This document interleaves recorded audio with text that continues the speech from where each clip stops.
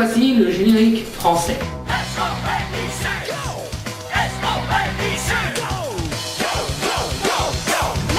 Waouh, jamais je n'aurais cru que je serais si content de réentendre la version japonaise. Surtout que, comme Digimon, Sonic X avait eu des modifications quasiment partout, que ce soit le générique, le montage, ou même les musiques d'ambiance. Pourquoi vous faites ça? Honnêtement, pourquoi vous faites ça? Je pose la question. Vous faites... Ça sert à rien. Tout ce que vous faites, c'est la route pourrie. Qu'est-ce qui va pas dans le montage précédent? Il est bien le montage précédent. N'importe quoi. Mais la version française, ils ont gardé la version japonaise, tout simplement traduite. Sans changer quoi que ce soit, bon, à part 2-3 chansons qui étaient japonaises dans la version d'origine, mais enfin... Et bien entendu, on a le bonheur d'entendre une chanson inédite de Claude François. Plus vite que la lumière, il court, sans même toucher terre, il court. Pour nous sauver, il est le plus fort.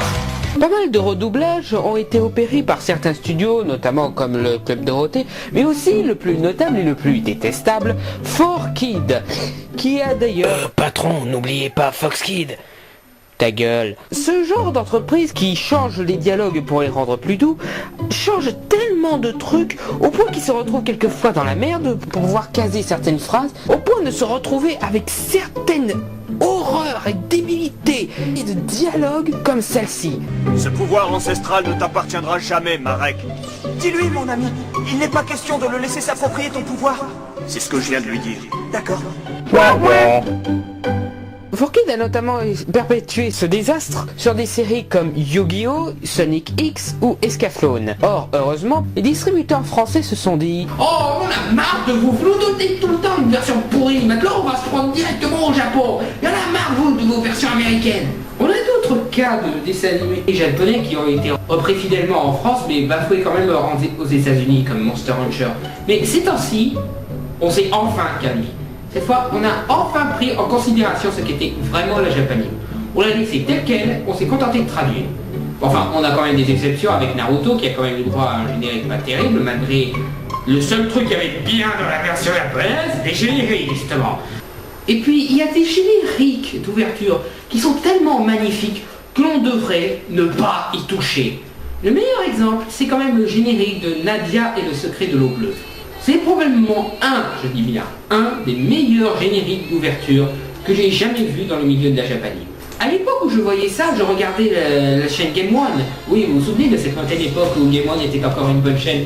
Enfin, Game One avait eu l'intelligence et la gentillesse de faire un montage entre la version originale, où on aurait les scènes un petit peu violentes, où on aurait aussi le générique d'ouverture et de fin original, et en même temps, on aurait les séquences en français. Un excellent montage qu'on devrait voir plus souvent, et qui, Dieu merci, on voit plus souvent dans les japanimes d'aujourd'hui.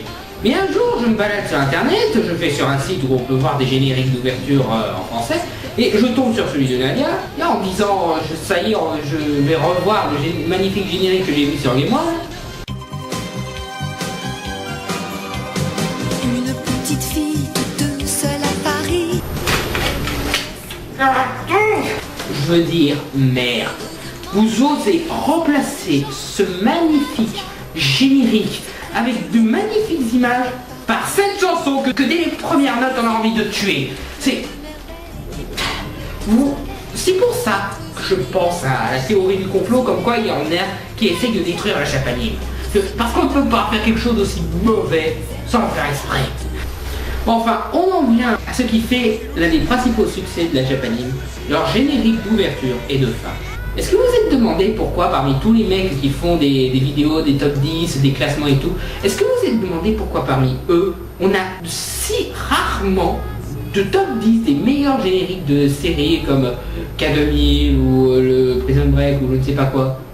Bah, tout simplement parce que si on devait faire un vrai top 10 des meilleurs génériques d'ouverture de séries, ce serait que des génériques d'ouverture de japanime. Non, sérieusement, les génériques d'ouverture de la japanime sont magnifiques. Non seulement ils claquent au niveau d'image, en plus la plupart d'entre eux ont une superbe musique, la plupart des images sont pittoresques, montrent les personnages dans leur meilleur angle, en les rendant classe, en les rendant attachants, en nous montrant les moments où ils sont combatifs, mais aussi les moments où ils sont insouciants. Merde, dès le générique d'ouverture, on s'attache à ces personnages. Même dans les séries que je déteste, comme Naruto, il y a d'excellents génériques d'ouverture. Et les génériques de fin, pareil. Bon, ils sont un peu plus limités que les génériques d'ouverture, c'est normal. Mais la plupart d'entre eux arrivent quand même à mettre une toute petite énergie qui fait que... Oh non, je vais devoir attendre une semaine avant de les revoir. Je veux les revoir tout de suite. Je veux revoir mes personnages préférés. Non, sérieux, les génériques nous conforter un petit peu dans la tristesse de devoir attendre le prochain épisode. C'est ridicule dit comme ça, mais c'est vrai et c'est efficace. Et ce qui marche aussi, ce sont les chansons, qui sont énergiques, magnifiques, bref, qui sont excellentes. Bon, certains me diront, oh c'est nul, c'est en japonais, on comprend pas ce qu'il dit, mais honnêtement, une bonne musique, même si on comprend pas les paroles, ça reste magnifique. Au bout d'un moment, il n'y a pas vraiment à comprendre. Une magnifique chanson, c'est une magnifique chanson.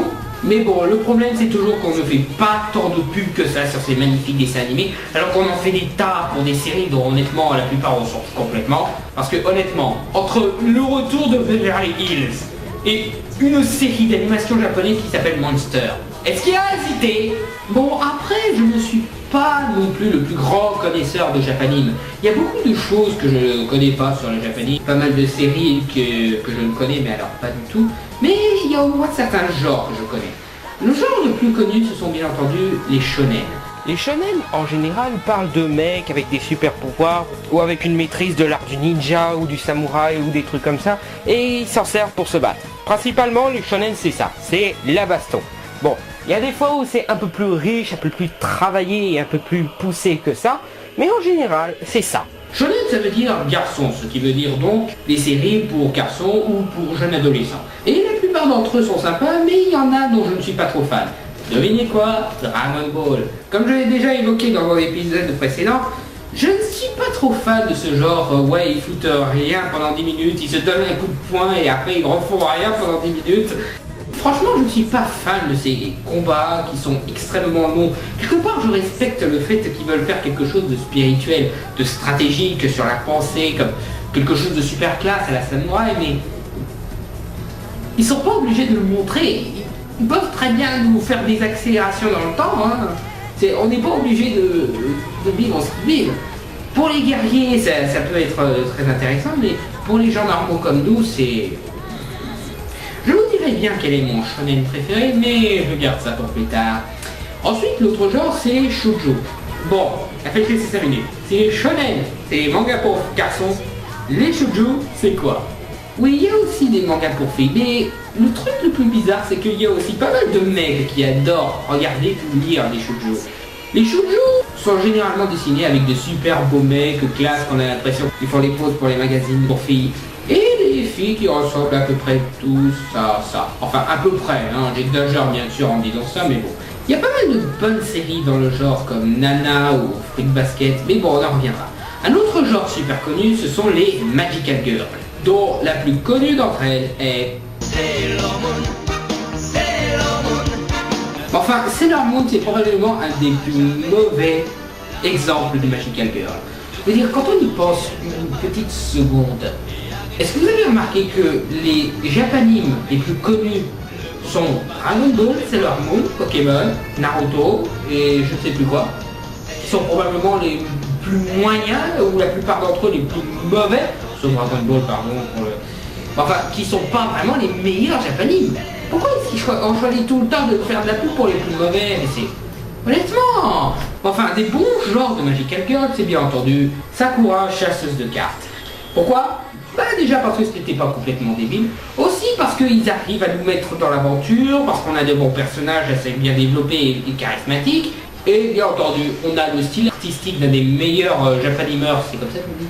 Non, on va plutôt dire mangaka dans le cas, d'un des meilleurs mangaka qui soit clan.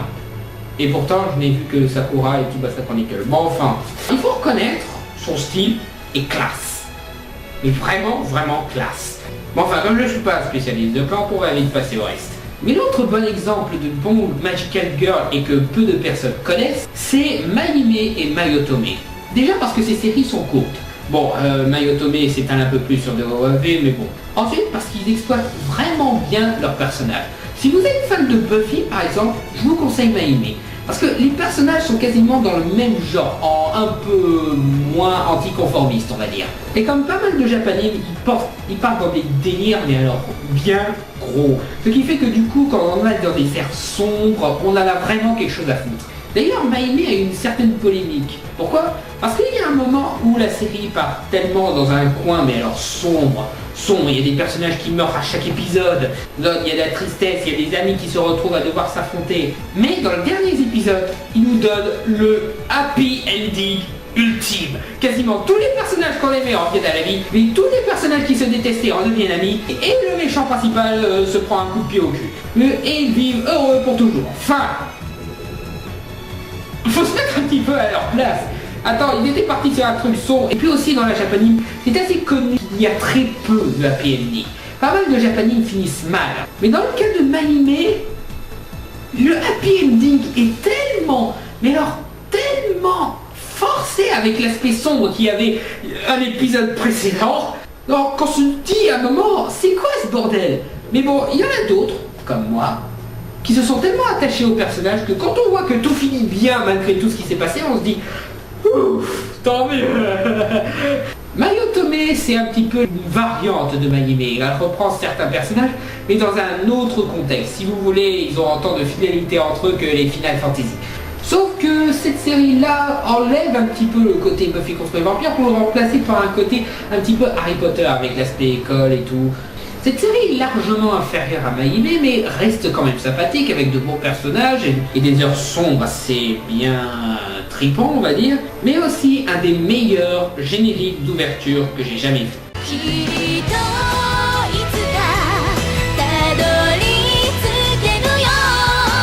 Non, pas celui-là, parce que contrairement à Maïmé, il a deux génériques d'ouverture. Moi, je parle de celui-là.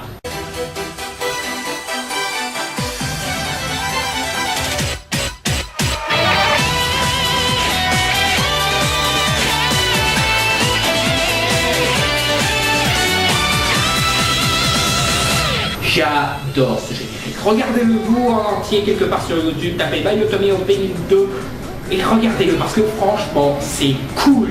Oui, et c'est un autre truc que j'adore dans la japanime. Ils n'ont pas vraiment de système de saison dans la japanimation, mais ça ne les empêche pas de changer de générique à partir de tel nombre d'épisodes. Ce qui fait que si vous trouviez un générique chiant, vous inquiétez pas, on le remplace vite pour un générique qui, de grandes chances, soit supérieur. Après, il y a des genres qui sont un peu plus osés, comme par exemple les ecchi.